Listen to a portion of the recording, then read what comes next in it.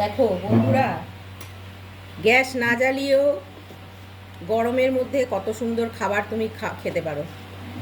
এই যে এই যে নিয়েছি খই, আর তার সাথে এই যে নিশ্চয়ই দেখে বুঝতে পারবে এটা কি। আমি নিজে বানিয়েছি ঘরে পাতা দই। ঘরে পাতা দই দিয়ে, খই দিয়ে, ঘরের কলা আর বাড়ির আম, এই সব দিয়ে মাখিয়ে হবে জলখাবার। তো চলো মাখিয়ে নিই। প্রথমে আমি কলাটাকে ছিলে নিলাম, তারপরে আমটাকে কেটে নেব। এটা আমাদের গাছের আম, রাজভোগ আম।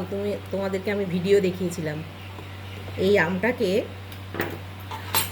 আমি চামচ দিয়ে তুলে নেব।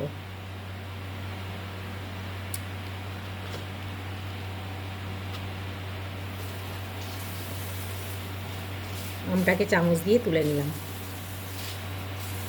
একটুও নষ্টও হবে না, তোমার হাতেও লাগবে না।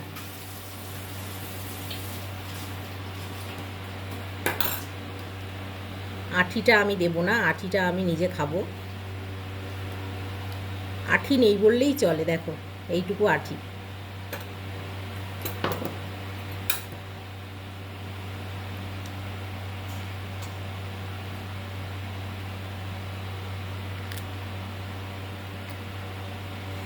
দু মিনিটও লাগে না, 10 মিনিট লাগবে সব।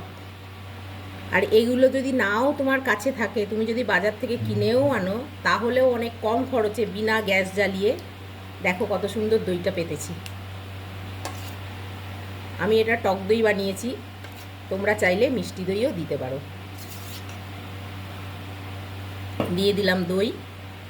এবার দিয়ে দেবো কয়েকটা, যেহেতু টক দই তার জন্য চিনি দেব না, চিনির বদলে আমি কয়েকটা বাতাসা দিয়ে দেবো। বাতাসা গুঁড়ো করে দিয়ে দিলাম, দিয়ে আমি মাখিয়ে নেবো সুন্দর করে। তো এইটা তুমি বিনা গ্যাস জ্বালিয়ে, গরমে এমনিতেই এখন গ্যাসের বিশাল দাম, এটাও একটা ব্রেকফাস্ট তুমি খেতে পারো সকালবেলা।